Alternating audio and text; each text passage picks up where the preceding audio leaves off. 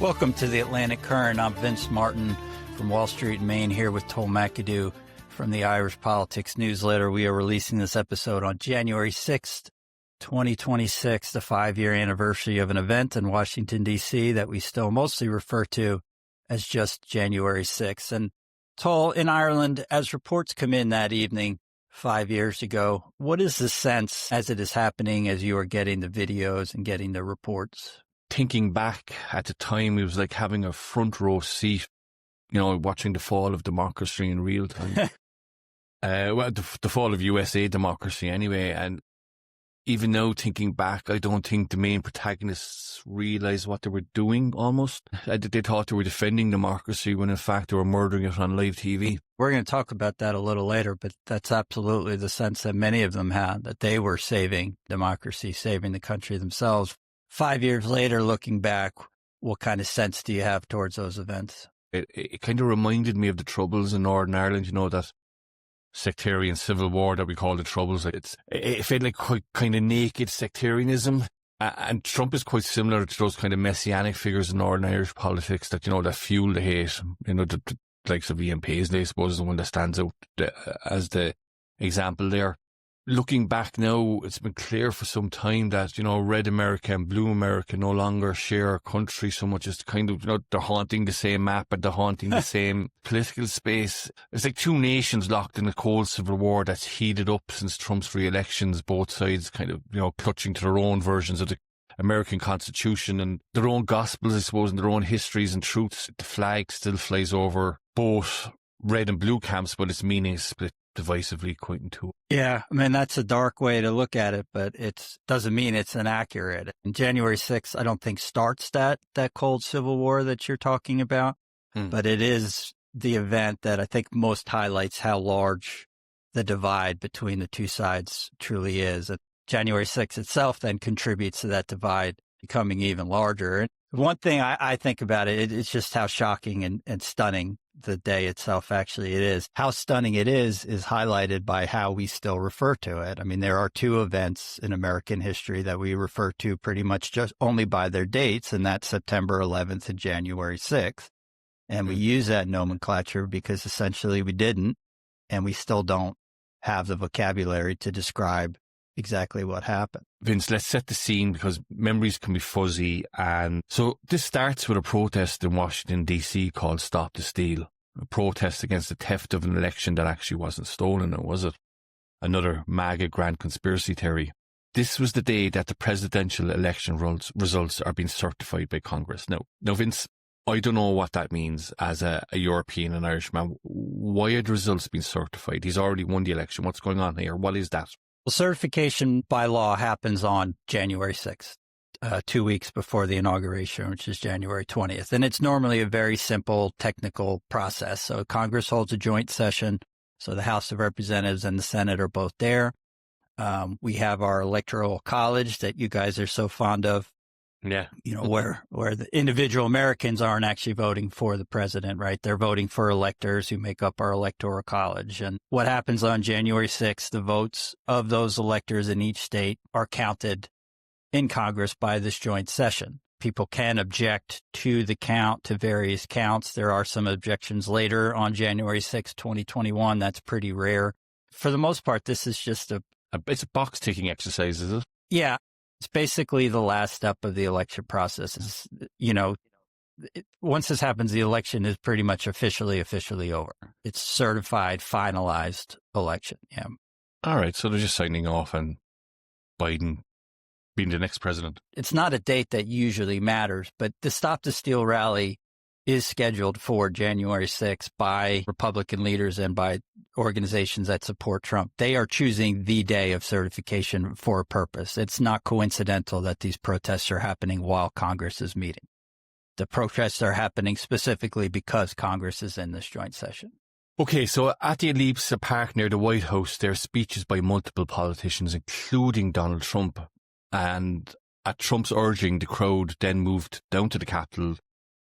They eventually breached the perimeter as the certification is happening. Thousands enter the building. The Capitol is cleared several hours later. Is there a state of emergency there? Is there some sort of emergency lockdown called by authorities. The Capitol Police essentially gets overrun, and one of the debates that we'll discuss later is over whether the National Guard was called, should have been called, and all that. There was, 1,500 people charged with crimes associated with the riot and 1,300 convicted, which is a very high conviction rate for yeah, I think over 1,000 actually pled guilty.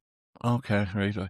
600 people were charged with assaulting, resisting arrest, or interfering with law enforcement. 14 people are convicted of seditious conspiracy. I do like a seditious conspiracy, in fairness. Ireland has, 800 years of them, to be perfectly honest.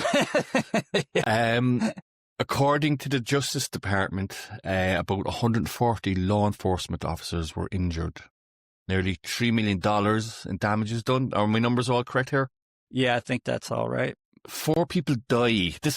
I was actually quite shocked at this. I was kind of vaguely aware of one police officer dying. I didn't realise that 4 people died, 2 from heart attacks, 1 from an apparent overdose, and an Air Force veteran. I remember this lady because over here in Ireland, we were wondering how could an Air Force veteran become so radicalised.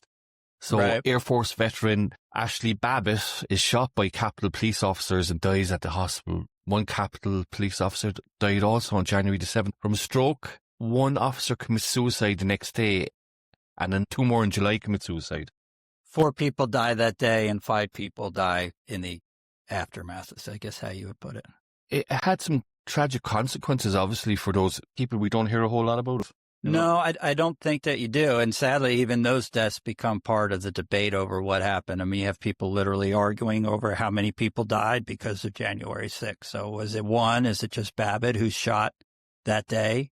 Where the other deaths could have happened anyways. Gets to a sense of how dark some of the arguments and how great the divide is here, that there are people writing op-eds and social media posts about quote unquote lying on one side or the other. But I do think it's important to kind of go through the numbers up front, because as we're going to discuss, there's been an effort to rewrite the history of this day, and at the very least a debate over what that history should be. And the one thing I would add to the numbers is that this event has a tinge of violence from the jump.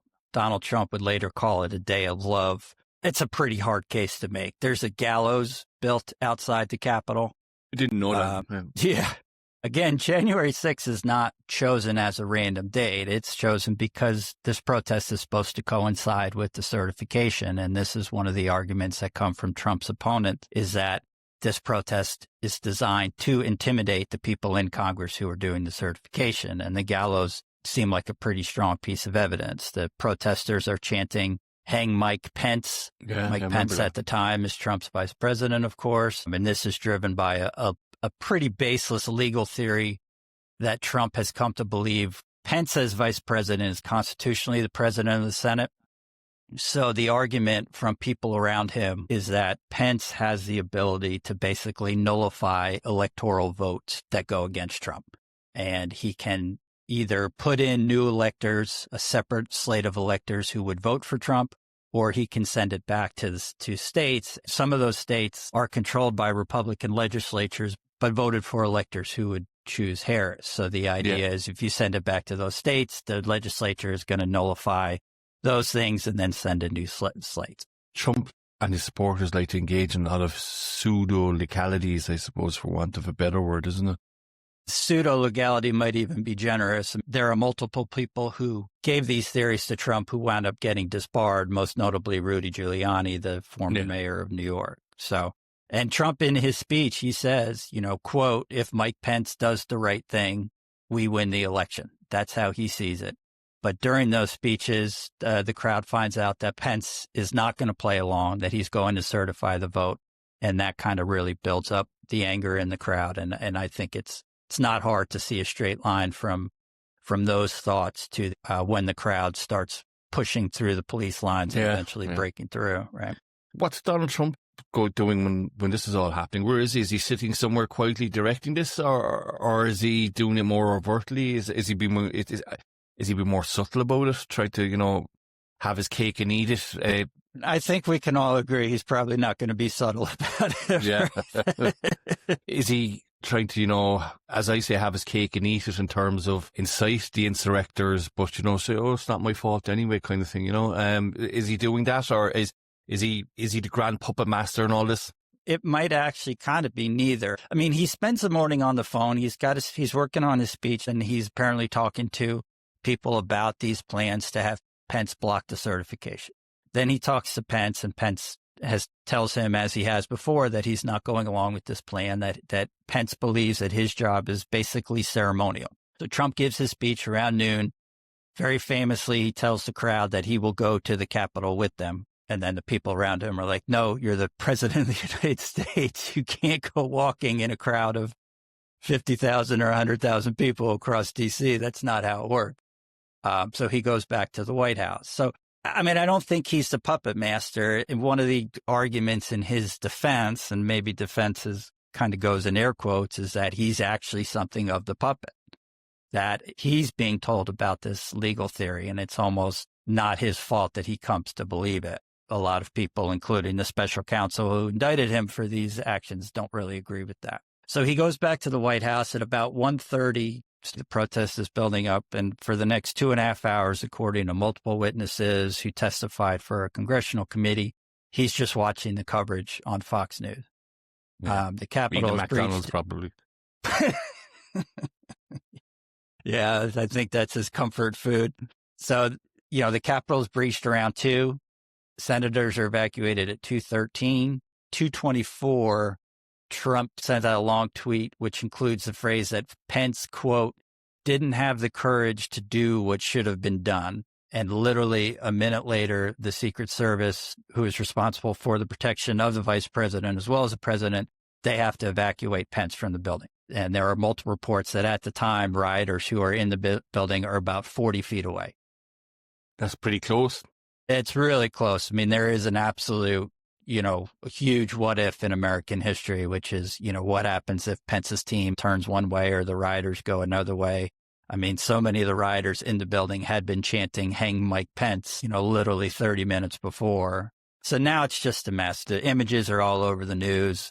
The Capitol's been breached, and we get this information from the congressional committee that there are people in politics, people from Fox News, his biggest supporters, his own son, Donald Trump Jr., all these people are texting him and people around him, and they're saying, you know, you got to do something. You got to get these people out of there. Trump sends a tweet that includes the request that rioters, quote, stay peaceful, but he doesn't say that they should leave. Babbitt is shot 6 minutes after that tweet. At 3, his aides draft a statement that he's supposed to put out condemning the violence. That doesn't get released. Trump again tweets that people should stay peaceful.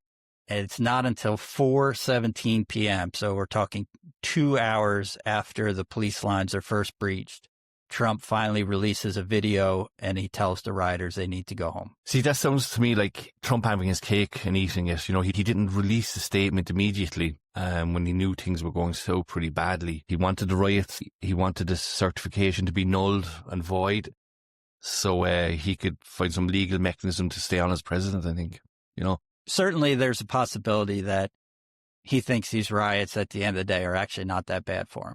Right. I mean, at the very least, they're delaying the certification. But the other thing, too, you have with Trump, and this has lasted into his second term, he has a very, very clear policy that he enforces on the people around him, which is you do not apologize.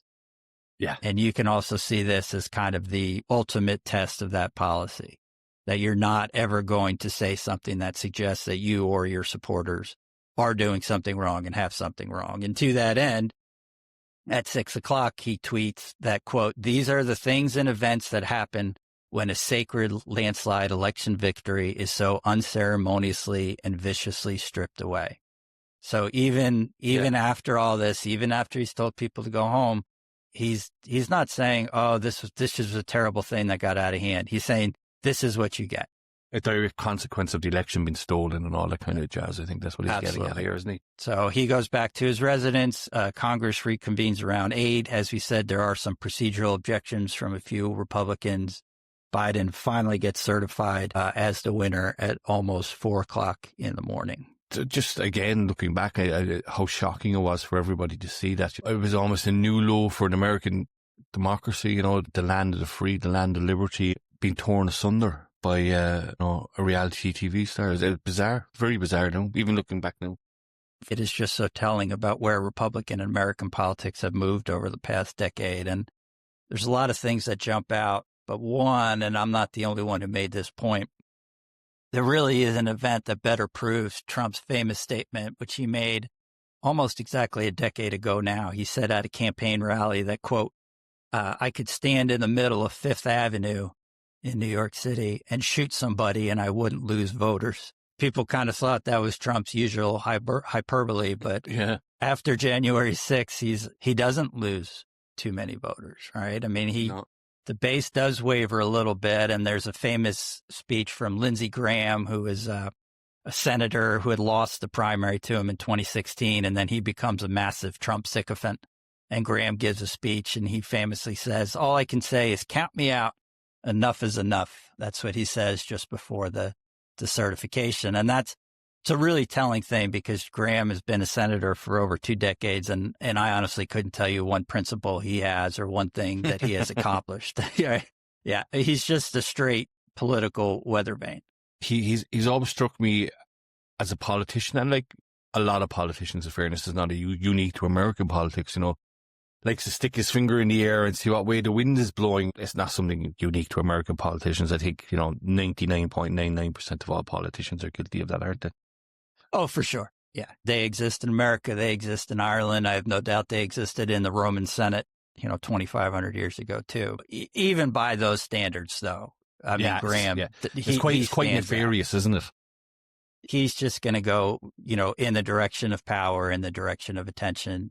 That's not his primary goal, as is the case with many politicians. That's basically his solitary goal. So I do think him publicly getting off the Trump train, so to speak, is meaningful. But so is the fact that it takes literally a couple days before he just goes right back to Trump. Obviously Trump is impeached by the House of Representatives not long after January 6th. So that means there's a trial in the Senate. Now, the trial in the Senate is important. Obviously, they're not going to remove him from office because by the time the trial happens, Trump is already out of office. But if they vote for removal, then there's a straight, simple majority vote that can bar him from ever holding federal office again. So the Senate basically has the ability in early February 2021 to end Trump's political career. And Graham immediately starts working against that, and he's eventually successful. But even by the time the impeachment happens, there's a huge right-wing conference called CPAC. Yeah. They do a straw poll for 2024. Trump still wins 68% of the vote.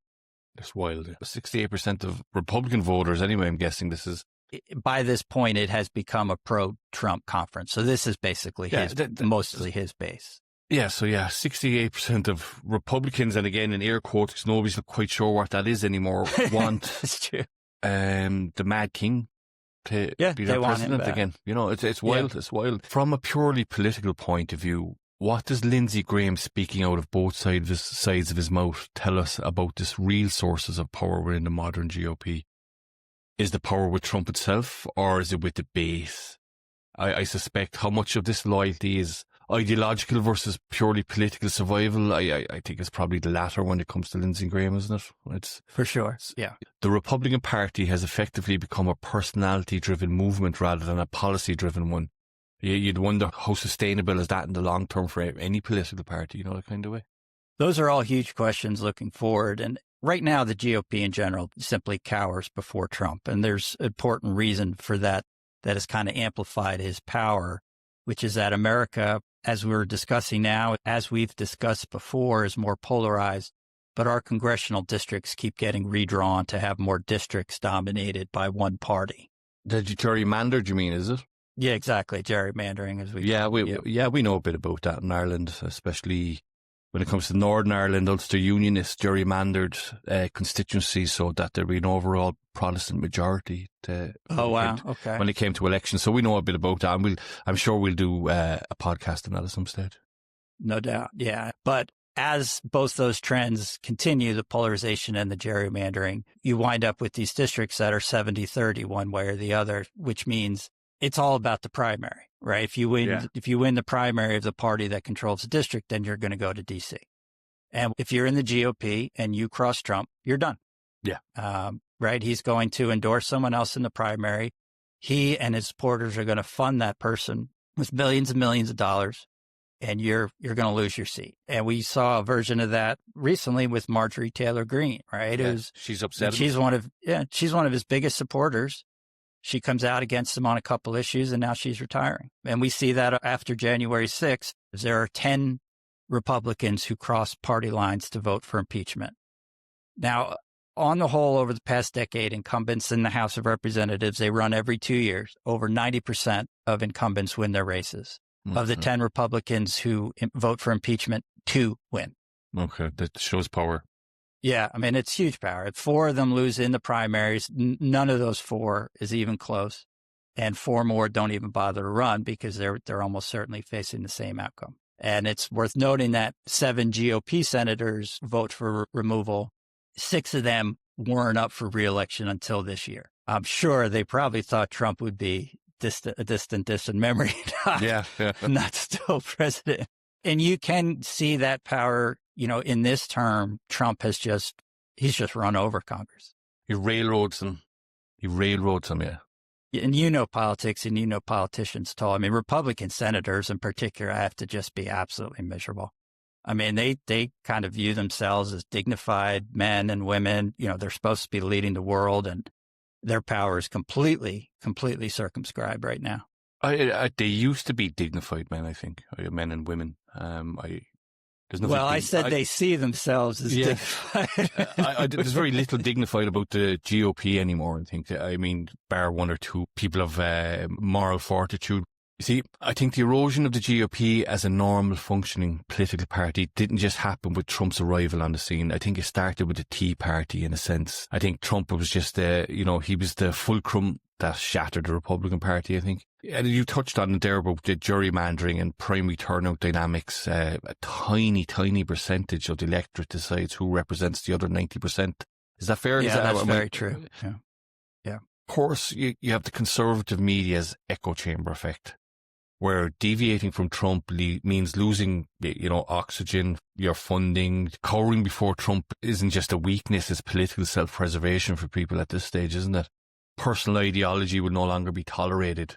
Does this moment mark the end of institutional conservatism in America, replaced by loyalty politics to whatever Caesar's in charge of the GOP? I think this moment certainly does not have institutional conservatism, with very, very few exceptions. It pretty much is loyalty politics under Trump. Lisa Murkowski, who's a moderate senator from Alaska, she famously said in April that, quote, "We are all afraid of retaliation from Trump if they cross the administration," which is a pretty stunning thing for a sitting senator to say publicly. GOP politics right now is basically you can do what Trump wants or you can give up your seat. And the best example we have came in February.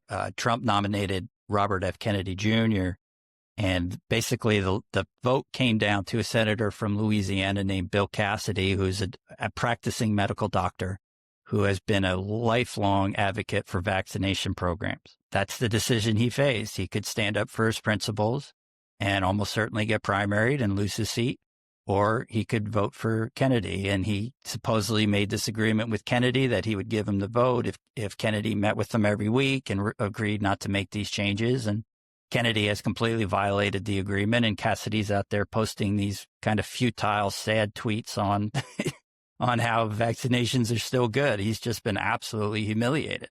So you ask, does this mark the end of institutional conservatism? I think that the obvious question is, can institutional conservatism bounce back when he's gone? Without Trump, I don't think the base has the kind of power to just say, if you cross one man, you're done. That power comes because of the base's just incredibly strong belief and support of Trump. So, what comes after Trump? We've been asking that question for a decade. People on both sides, I think, have kind of hoped that we'll get back to quote unquote more normal politics, however you want to phrase that. What does J.D. Vance do if he runs? He's kind of the odds on favorite to be the 2028 nominee. Does he try and be Trump 2.0? Does he try and be more of a typical senator turned president? Does he try and go back to what he was, in 2016 when he was anti-Trump and much more of a traditional conservative? The same question would be asked about Rubio or Ted Cruz. I think at some point post-Trump, the party probably has to reclaim a little bit of its pre-Trump character, but you're not supposed to say, I don't know on a podcast. Yeah. That's the point. But you just don't know with Trump. But I just don't know. I mean, and I can throw an expletive in there too. I really just don't know. Look, you've nailed something there. Fear really is the organizing principle of GOP politics right now. What Murkowski said out loud is that we're all afraid. That's what every, Republican politician in Washington would probably admit to you behind closed doors. You can either do what Trump wants or you can start writing your retirement speech like Mary Taylor Greene. That's a great way to put it. And with that kind of dynamic, it's a binary thing, it's either obedience or exile, like the Jehovah's Witnesses or something like that. It explains almost everything about how and why the GOP is operating at the moment. When you talk about Bill Cassidy, a medical doctor, you have the Hippocratic Oath in the United States also, and now he's out there defending Robert Kennedy Jr. and the man, quite frankly, is a space monkey when it comes to vaccinations or any kind of sound medical advice. I mean, Robert Kennedy Jr. is not the guy to go to, As I said earlier about the GOP being dignified, I mean, that's out the window. A doctor like that, behaving like that. I can't think of any example in American politics, and I can't even think of a corollary in Irish or European politics where somebody had to publicly just deny an obvious lifelong principle like that. I mean, you brought up Northern Ireland earlier. I mean, it's like a Catholic in Northern Ireland voting for Ian Paisley or something like that. I mean, it is just diametrically opposed to what Cassidy had said he believed his entire life. I don't think you can overstate how dramatic that vote was and what an example it is of exactly what you're talking about. Cassidy wasn't outsmarted politically or intellectually on any kind of level. He was cornered by a system that rewards loyalty over logic. Now, before Trump, the so-called base didn't wield this kind of raw power. They'd have their moments like the Tea Party, but the professional politicos in the party could absorb the energy and kind of redirect it and manipulate it towards where they wanted it to go. You tack to the right in your primary and then come back to the middle during the general election, and Trump broke that calibration, didn't he? There's no middle anymore, not on his side of the map. You say there's no middle anymore, and I think that's absolutely true. But the one thing and it's really particularly true in this term, the election never ends. If you were in a competitive Senate race, and Senate races usually are much more competitive than House races, you say, okay, well, you go right in the primary, you come back to the Senate, but you're also not up for re-election, for 6 years. Yeah. Your campaign doesn't start for 5 years. So you can kind of say, I have a few years where I'm going to operate on principle. I can take some risks. If I break with party orthodoxy on this issue or that issue, by the time the campaign rolls around, everyone's probably going to forget about it anyways, right? Yeah. People aren't running campaign ads, Senator Martin voted against a balanced budget in 2022. Like, that's not how it works, of course.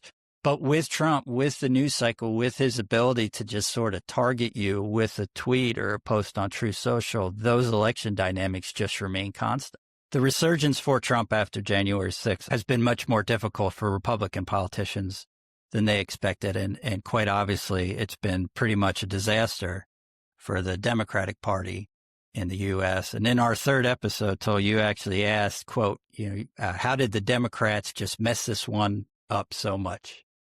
How do you lose that election, right? Yeah, losing twice to Trump, Well, some listeners might say that they lost 3 times to Trump, right? Yeah, definitely, yeah.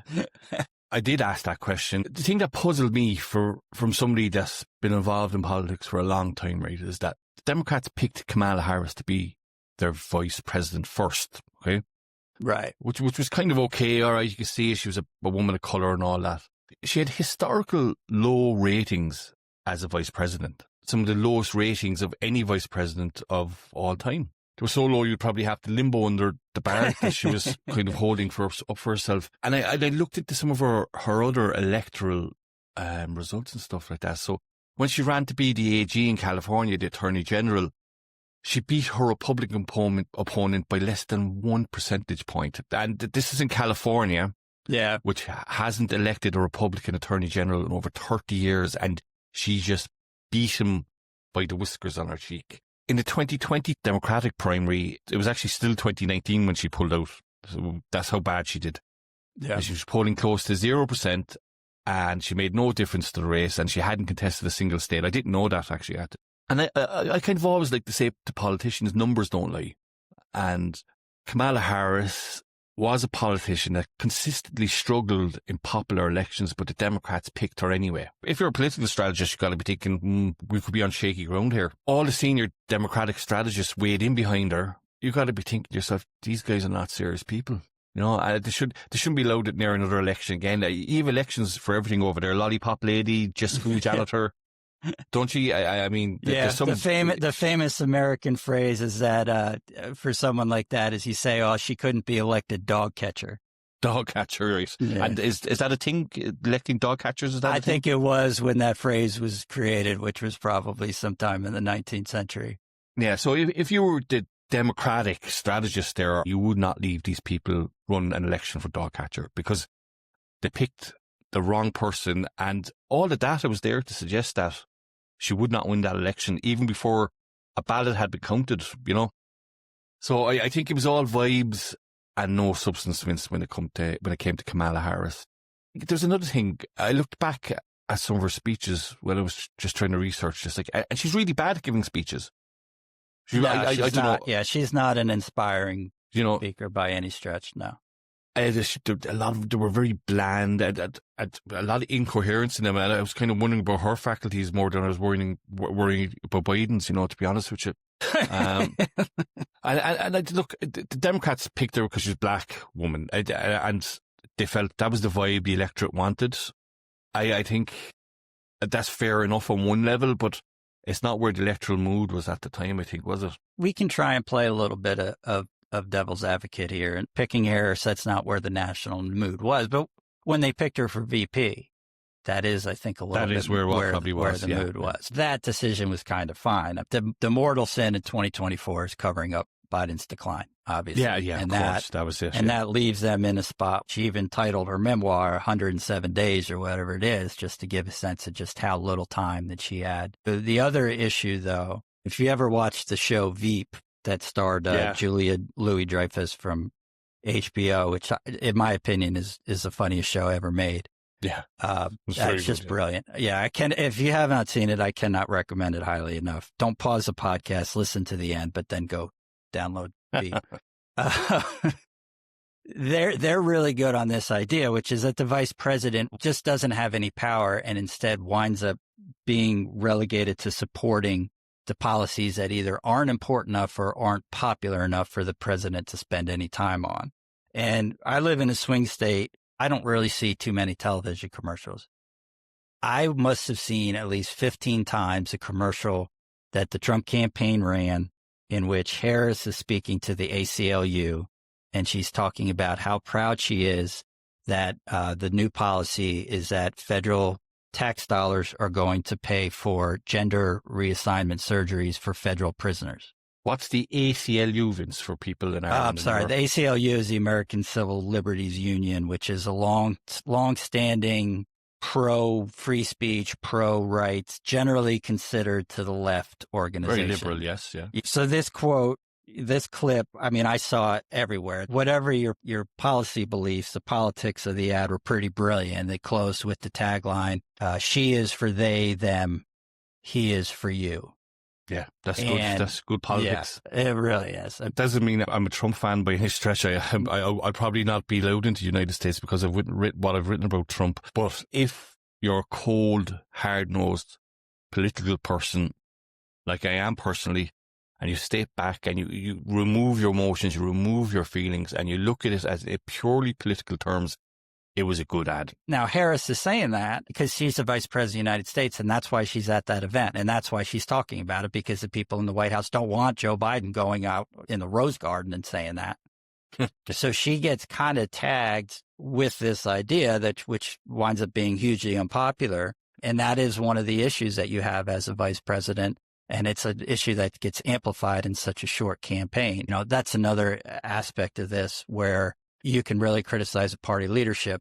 If they were going to get Biden out, they needed to do it faster. And to your point about Harris's popularity, very clearly there should have been some more discussion about finding a different candidate. Like, numbers don't lie, as they said. And the language in that ad that Trump uses, he uses language quite well to beat his opponents over the head. I think that's a deliberate strategy by him, and it's a very successful one. It works for him, and it works for, his brand and that. Yeah, it does. But his opponents also kind of fall into the trap of going along with that too. And they do, yeah. And you can see that in January 6th. One of the things that happens is there's instant debate over what do we call it. And the word that kind of becomes the core of the debate is insurrection, basically an armed attempt to overthrow the government. And because the people in the left and in the media start using that word, people on the right, they can pivot from trying to support the rioters, which is pretty much untenable. It's pretty hard to write an article that, the rioters are fine, just hitting policemen on the head with flagpoles and storming the Capitol.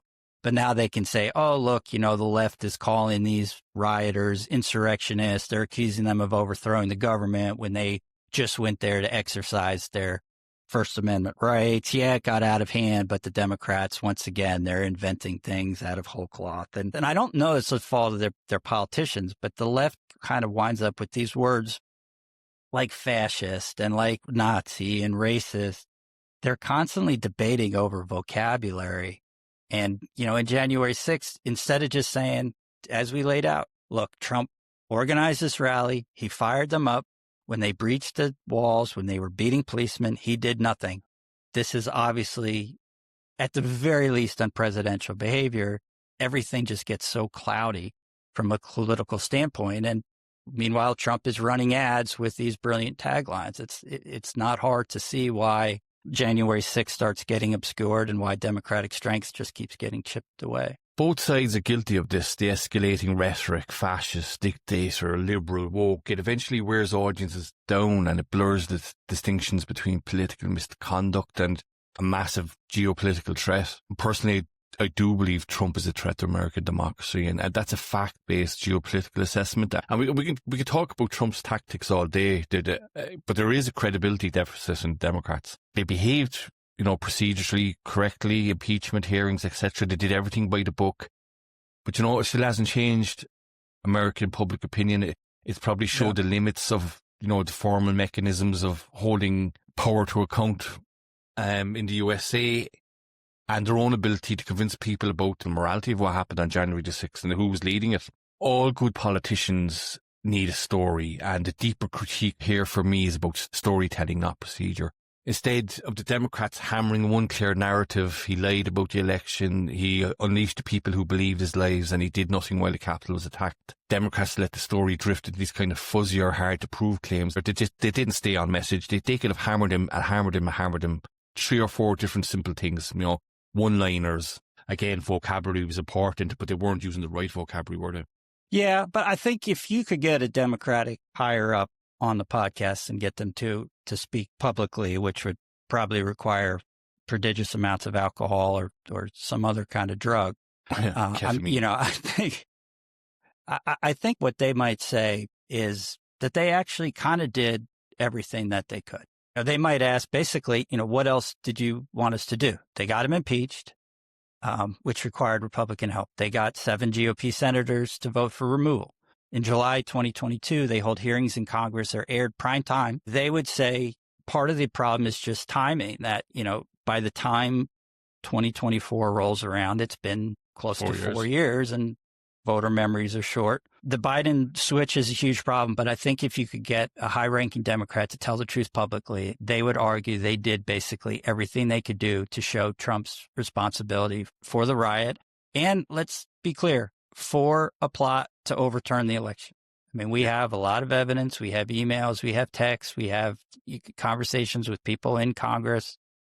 This plot that leads up to January 6th is without question an attempt to overturn the results of the election. We just got a deposition from the special counsel, Jack Smith, who indicted him for these actions. One of the Republican committee members asking the questions, this is his defense. The only defense for Trump is that he believed the wrong people. that he believed Giuliani and Eastman and didn't know that they were lying. That's literally the best defense for Trump's actions. And I think Democrats might say, we've brought all this information to the public. What else are we supposed to do from there? Once you're fighting over words like fascist or insurrection, you're kind of in a symbolic argument here, aren't you? Yeah, I think that winds up overshadowing the practical information that they release. That's for sure. This is the territory Trump thrives in. He benefits from being the subject of an emotionally charged but kind of imprecise debate, because it allows the supporters to argue about the label, not the conduct. And that's what is going on here. Absolutely. That's what happens immediately. We're all about the vibes here and not the conduct. Now, I kind of disagree that calling it an insurrection was politically clumsy.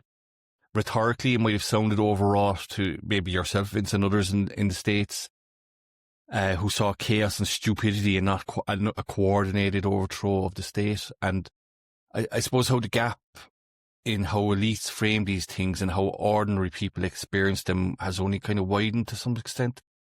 But on this side of the Atlantic at the time, it was 24/7 news cycle on how democracy is dying 1,000 deaths in the United States. Wow. Yeah. So if you had been watching the same scenes in, say, the Philippines, or what we've witnessed lately in the Caucasus in Georgia, or Moldova, or some other countries that border Asia and Europe, CNN and Fox News will be both calling it an insurrection. And that's what it looked like from on this side of the Atlantic. Just because they were poorly organised doesn't make it any less an insurrection. Yeah, that's a great argument. I've never quite got on the insurrection train. I think the word coup is a correct application for what Eastman and Giuliani and Steve Bannon and all these people were trying to do leading up to January 6th. But I think if you look at the actual Capitol riot, to me, it's a riot. As you said up front, there were 14 people convicted of seditious conspiracy. They were people who were trying to incite an insurrection and who were trying to plan for that. The majority of those 1,300 odd people who were convicted, they weren't insurrectionists. They were wrong. Their behavior was wrong.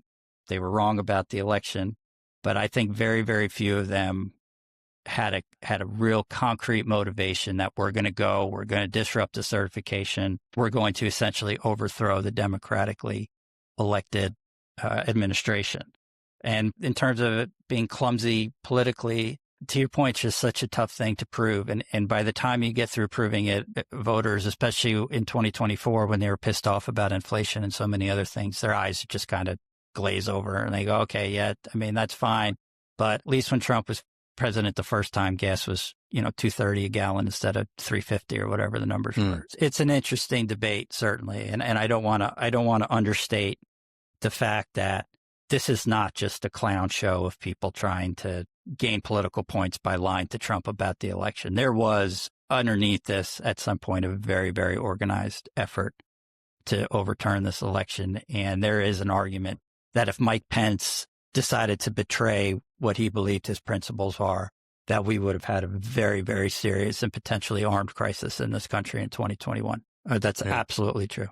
Like these people that were storming the Capitol also, they were wearing Blue Lives Matters flags. Yeah.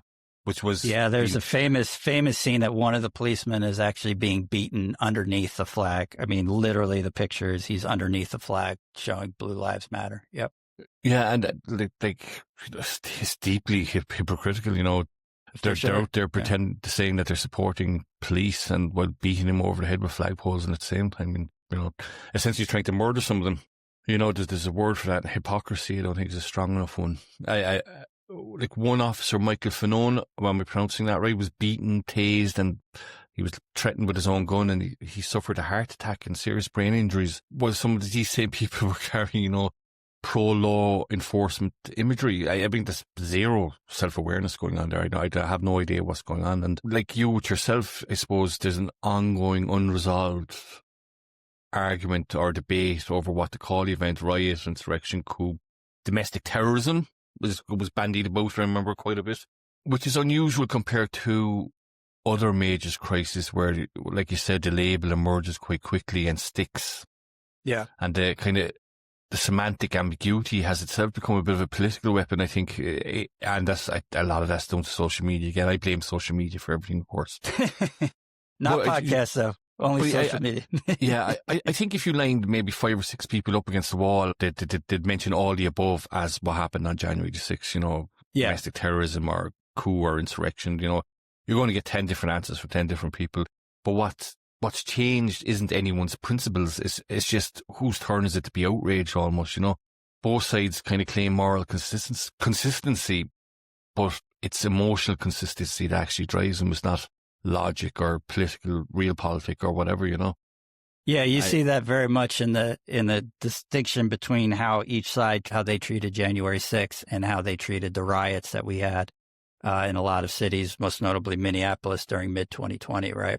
The right, I think, justified the January 6th rioters as people who just wanted to be heard, while the left used those almost exact same words, for the George Floyd riots and stuff like that. Both sides are claiming they just want to be heard.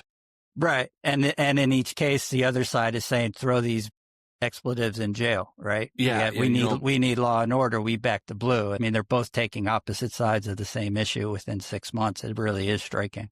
And in both cases, the extremes took over. Violence was reframed as either revolution or patriotism, depending on which tribe you're in. There's no room for the middle ground here. Patriotism or revolution, both one or the other. Yeah, absolutely true. And I think that the last thing that January 6th does highlight on the right is just the power of the right-wing media machine. I mean, we were talking before we recorded, and you talked about going down the rabbit hole of January 6th theories on the right. We said up front, Trump loses, a decent portion of his base. There are a lot of supporters, who on the morning of January 7th are like saying what Lindsey Graham is saying, right? Count me out. I'm done. Yeah. Who's that Ron DeSantis guy? Let's find somebody new for 2024.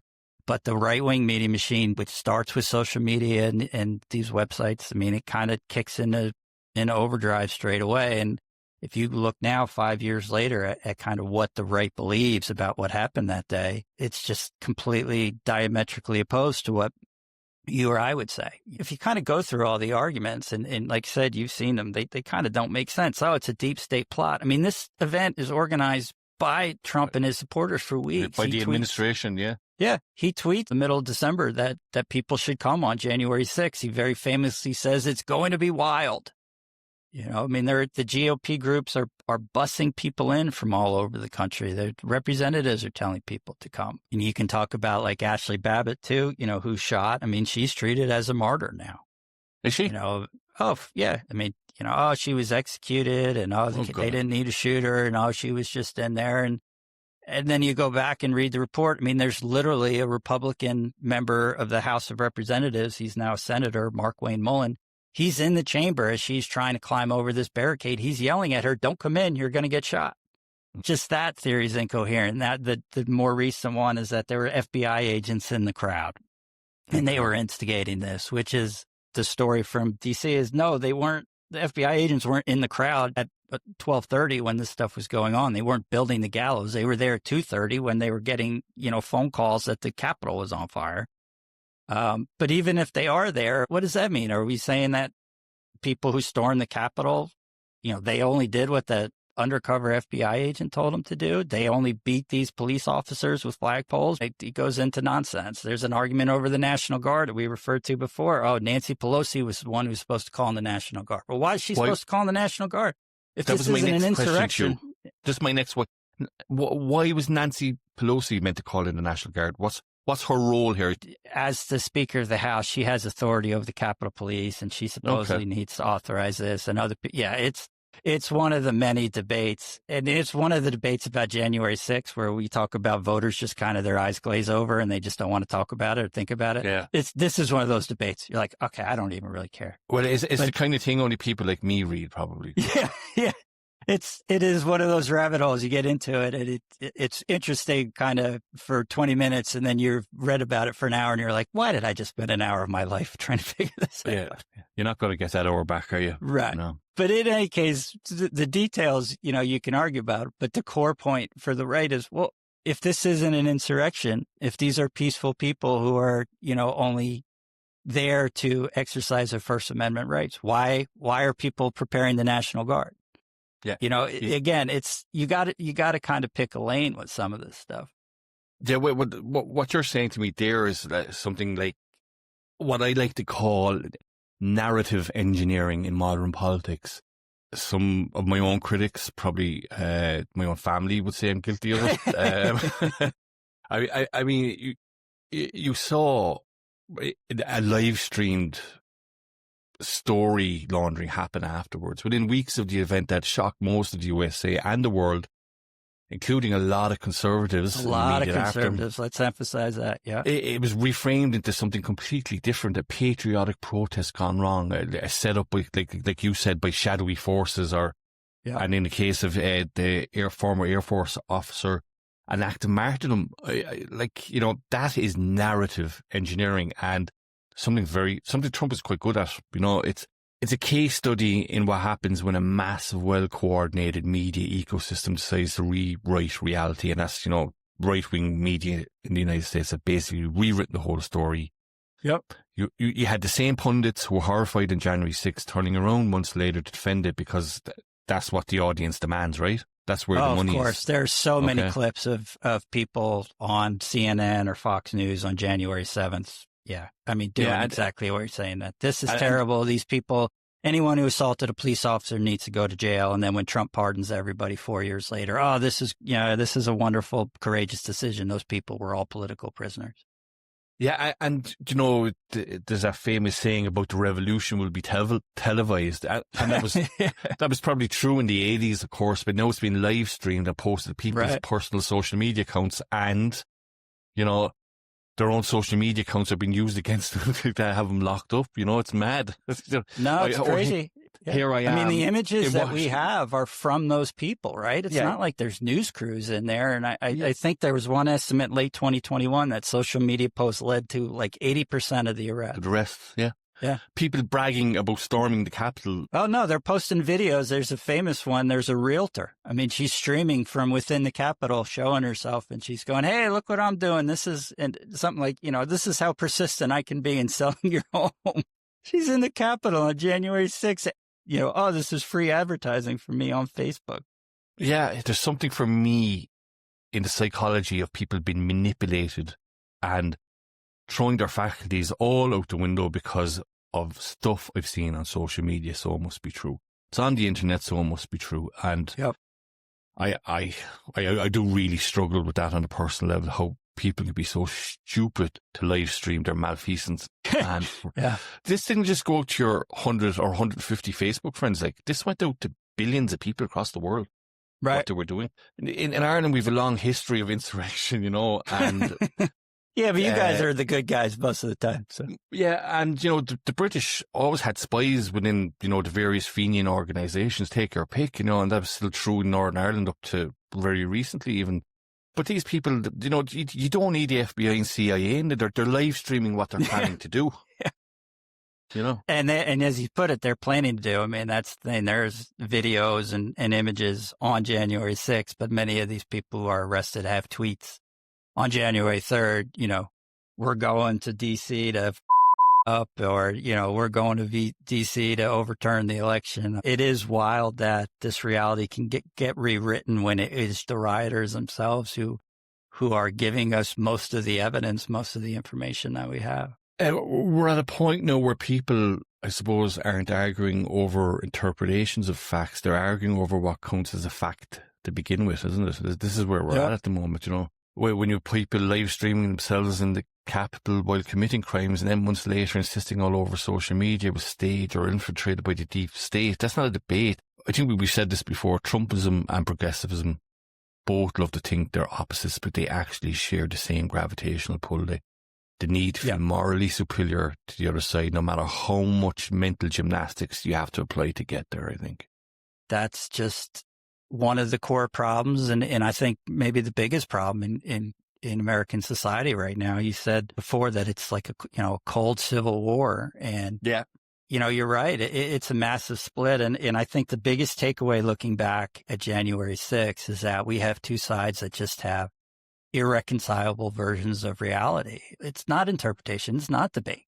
The idea that there are hundreds of FBI, provocateurs or this deep state plot to frame these hardworking American protesters. It's just a version of reality that you either believe or you don't. It's not something that you can debate or discuss. Oh, I said cold Civil War, but did you see the recent 2024 American movies called Civil War? I did not, no. There's a line in the movie by one of the actors, and he's holding a gun to a girl's head. She says to him, "But I'm an American, you can't shoot me." And he stops and he pauses and he says to her, "What kind of American are you though?" And I think that's where you are at the moment in American politics. I would highly recommend that 2024 movie. It's quite dark, quite dystopian take on what happens if America actually falls into a civil war. What at the least is required for that to happen are these irreconcilable versions of reality. And I would point out, we have listeners that are pro-Trump and believe January 6th people are political prisoners. They would look at us the same way, that we might look at them, right? Yeah. I mean, they believe their stories. They think that we're delusional. They would call me, some idiot sheep who believes the Democrats and the fake news media, and you're some woke European globalist, Tull.